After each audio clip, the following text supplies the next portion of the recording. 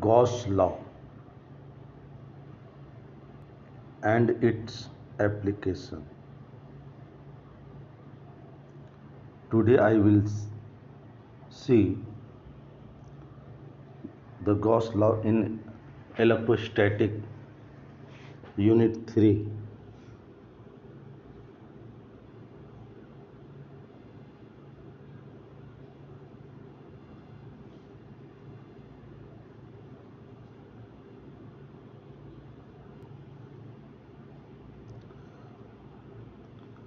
Gauss law को देखने के पहले सबसे पहले हम लोग इलेक्ट्रिक फ्लक्स देखते हैं कि इलेक्ट्रिक फ्लक्स क्या है। तो होता क्या है कि किसी भी आवेशित पिंड के चारों ओर इलेक्ट्रिकल फील्ड होता है। ये इलेक्ट्रिकल फील्ड होता है।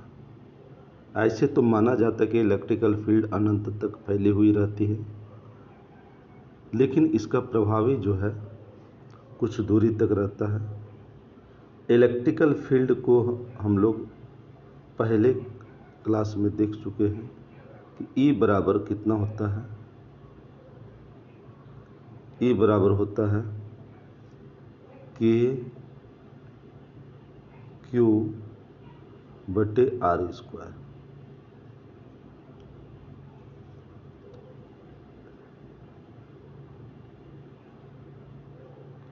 E बराबर K Q बटा R स्क्वायर। और K का मान हम जानते हैं कि K का मान कितना होता है। K बराबर होता है 1/4 पाई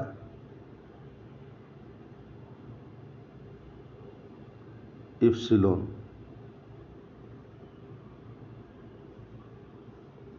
ये होता है। अब है क्या, वही इलेक्ट्रिकल फील्ड को वास्तव में थोड़ी सी ये इलेक्ट्रिकल लाइन एक बिंदु से जो निकलती है उसको मान लेते हैं, या एकांक धन आवेश पर जो है वो मान के चलते हैं। तब क्या होता है, अगर ये क्षेत्रफल है तो एक बिंदु से एक लाइन मतलब एक इलेक्ट्रिकल फील्ड, दूसरा इलेक्ट्रिकल फील्ड, तीसरा इलेक्ट्रिकल फील्ड मतलब तीसरी लाइन। तो जितनी बिंदु है उतनी इलेक्ट्रिकल फील्ड।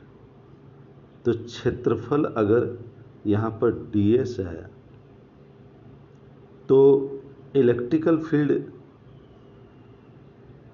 कितना होगा, तो इसमें बिंदुओं की संख्या यही क्षेत्रफल हो जाएगी। ठीक है, बिंदुओं की संख्या क्षेत्रफल हो जाएगी। तो एक बिंदु पर एक इलेक्ट्रिकल फील्ड, तो टोटल ये इलेक्ट्रिकल फील्ड कितना हो गया, मतलब एक क्षेत्रफल पर उस क्षेत्रफल पर इतना इलेक्ट्रिकल फील्ड हो गया।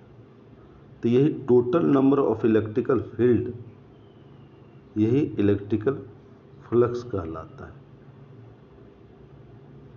ये डिफिनीशन में हम लोग दे चुके हैं। ठीक है, लेकिन ऐसा होना चाहिए कि ये क्षेत्रफल से परपेंडिकुलर हो। अगर मान लिया कि यही तिरछी रूप से है, अगर क्षेत्रफल किसी का सतह जो है ऐसे है, इलेक्ट्रिकल फील्ड ऐसे निकल रही है, तो यहाँ पर इसके इस क्षेत्रफल पर हम ले लेते हैं एक अभिलंब परपेंडिकुलर, जो कि इलेक्ट्रिकल फील्ड के साथ थीटा कोण बनाती है। तो इस दिशा में इसका प्रभाव कितना होगा, इस E का प्रभाव कितना होगा, तो E cos थीटा हो जाएगा। E cos theta.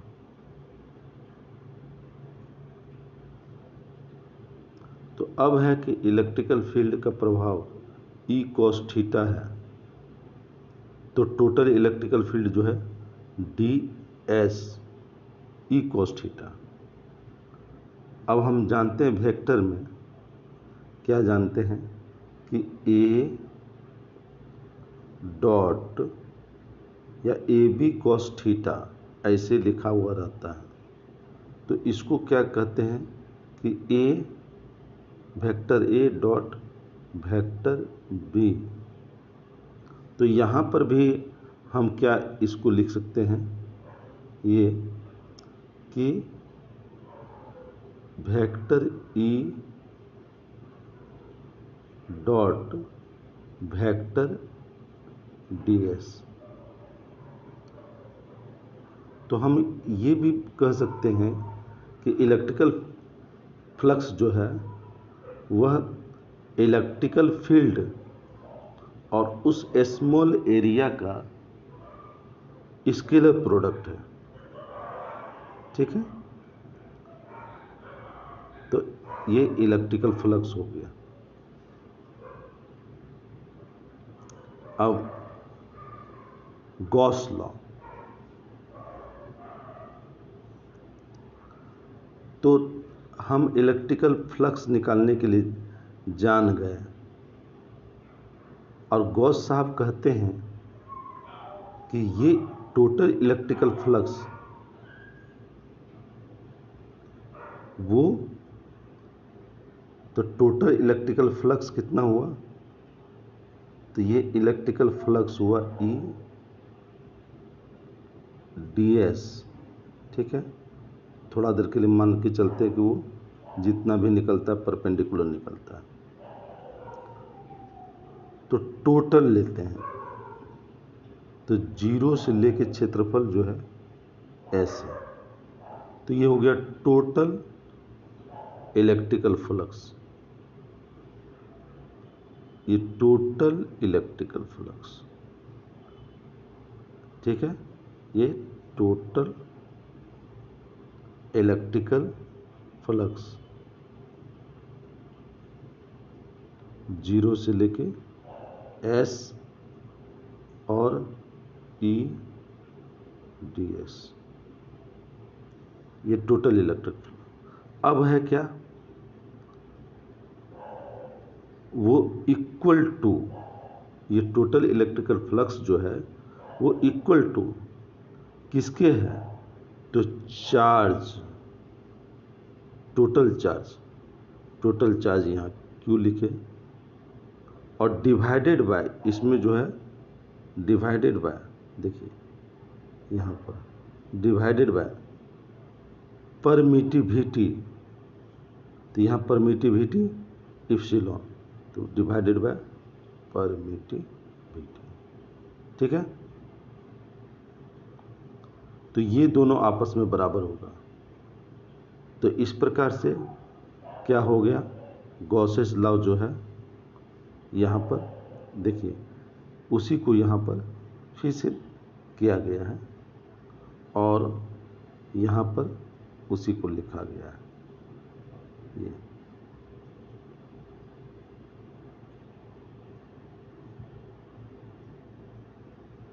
यहाँ पर इसको ऐसे भी समझिएगा, मतलब जो ऐसे कर देते हैं, मतलब क्लोज्ड इन सरफेस, इस तरह से उसी को हम लोग कैसे लिख दिए, इस क्लोज सरफेस को जीरो से ले करके टोटल सरफेस का integration E D S Q बटा इप्सिलॉन। इप्सिलॉन नोट यहाँ पर है कि हवा के लिए कोई भी माध्यम हो सकता है।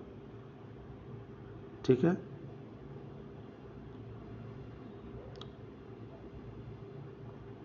अब हम निकालते हैं कि किसी भी, मतलब एप्लीकेशन ऑफ गॉस लॉ को लेकर चलते हैं, समझे। तो किसी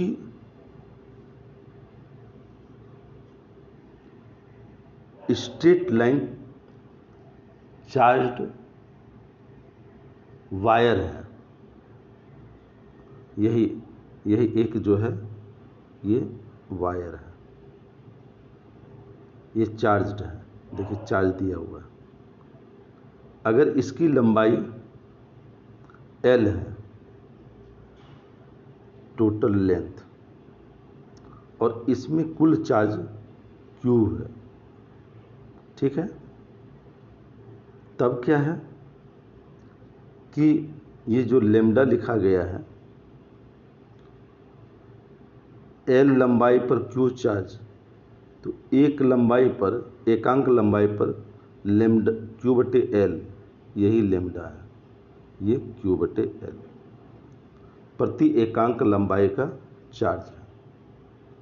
ठीक, अब चलते हैं कि इसमें खोजते कि सरफेस कितना है। तो यहाँ पर क्या देखते हैं कि एक ये सरफेस है, इसका टोटल एरिया जो है, मान ले कि इस तार से R दूरी पर हम विचार करते हैं, तो इसका एक एरिया ये है, दूसरी एरिया ये है, तीसरी एरिया ये है। तो ये दोनों एरिया मतलब इस तार के आर एक्सिस मान करके और चारों ओर एक सतह की कल्पना करते हैं। तो ये सतह की कल्पना करते हैं, तो ये सतह जो है वृत्ताकार सतह है, जिसका क्षेत्रफल πr² होता है, ठीक है। इसका भी क्षेत्रफल क्या हो गया, πr²। और ये वक्र सतह कितना हो गया, π2πr, और इसकी लंबाई L, इतना हो गया। तब क्या है, गॉस के, अब गॉसियन एक आता है, गॉसियन सरफेस। तो चूंकि यहाँ पर हम देखते हैं गॉसियन सरफेस कहते किसको हैं, तो देखिए इलेक्ट्रिकल फील्ड जब भी यहाँ पर निकल रहा है, ऐसे निकल रहा है, वक्र तल पर अभिलंब डालेंगे तो वो भी इसी की दिशा में, दोनों के बीच का कोण 0 होगा। तो हम एक चीज़ बतलाए कि वास्तव में टोटल फ्लक्स जो है EDS cos थीटा होता है, ये टोटल फ्लक्स है। तो इलेक्ट्रिकल फील्ड की दिशा ये, और सतह पर परपेंडिकुलर की दिशा ये, फिर इलेक्ट्रिकल फील्ड की दिशा ये, इस पर परपेंडिकुलर की दिशा ये, कहीं पर भी लेते हैं तो हमेशा परपेंडिकुलर ही निकलता है ये। तो यहाँ पर क्या है, थीटा का मान 0 है और ds का मान 2π, इसका मान जो है 2πrl है, समझे। तो इस प्रकार से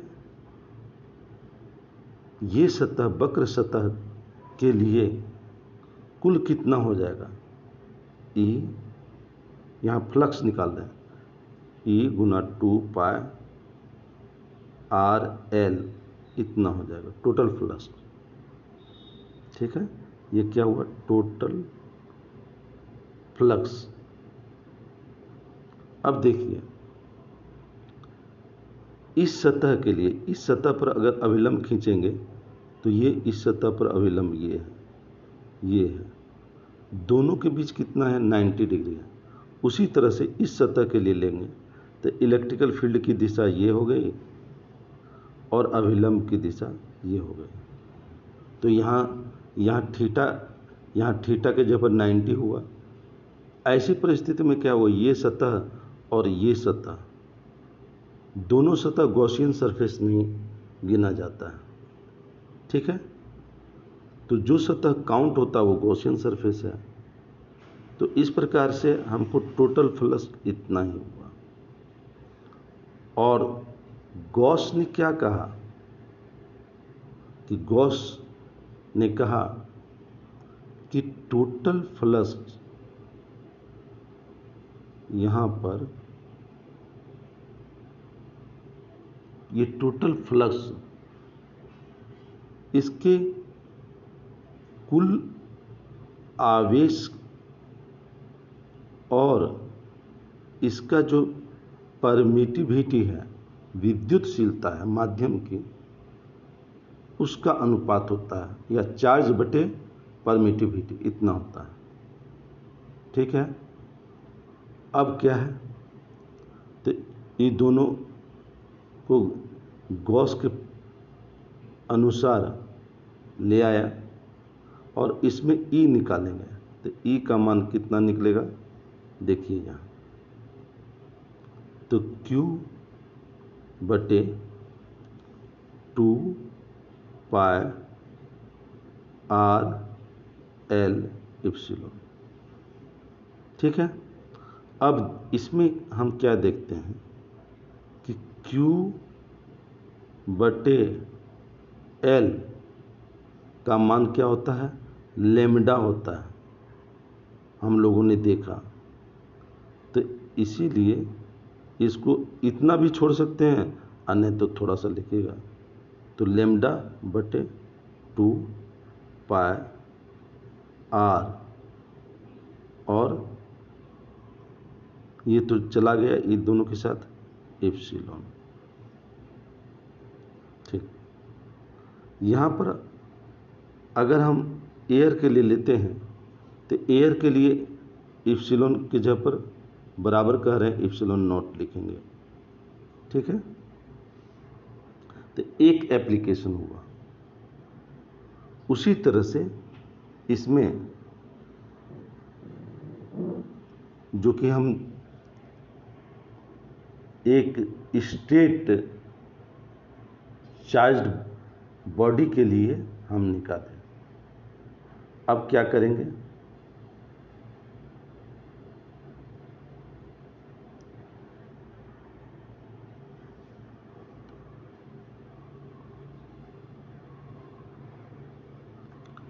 इसी को हम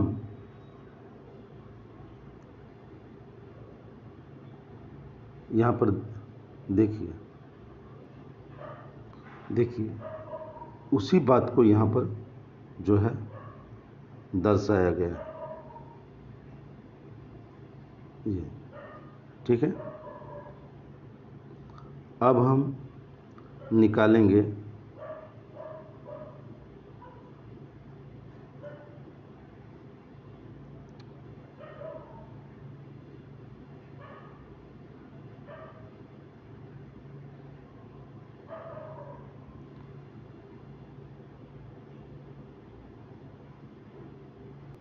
अब हम चलते हैं एप्लीकेशन ऑफ गॉसेस लॉ। एक एप्लीकेशन देख लिया है, उसी तरह से हम अन्य एप्लीकेशंस को देखेंगे।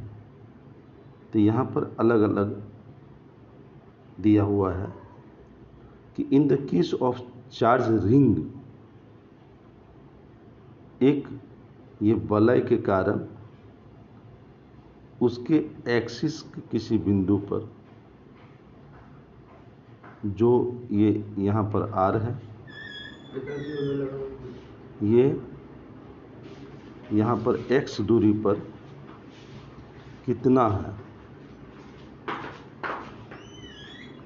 तो अब x का मान जो है 0 ले लेते हैं, तो यहाँ कुछ और हो जाता है। तो इस प्रकार से जो है इलेक्ट्रिकल फील्ड रिंग के कारण किसी बिंदु पर कितना होता है, ये मैंने निकाल के दिखा दिया स्ट्रेट वायर के कारण। फिर क्या है, उसी तरह से निकालेंगे कि प्लेन शीट के निकट में किसी बिंदु पर कितना होता है।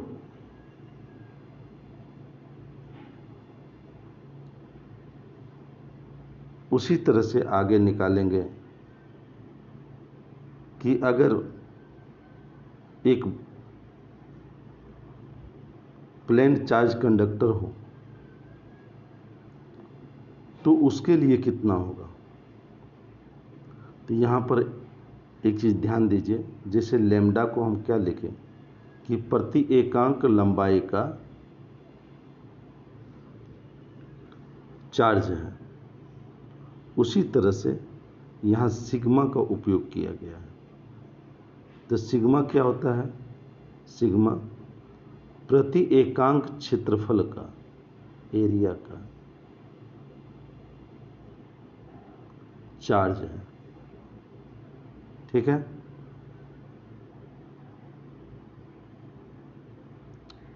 फिर यहाँ पर पांचवा में क्या दिया हुआ है कि the field between two plate of condenser, condenser के लिए बाद में हम बताएंगे, तो उसके बीच का इलेक्ट्रिकल फील्ड इतना होता है। देखिए यहाँ पर सरफेस चार्ज डेंसिटी लिखा हुआ ना, सिग्मा, ये सरफेस चार्ज डेंसिटी। धन्यवाद।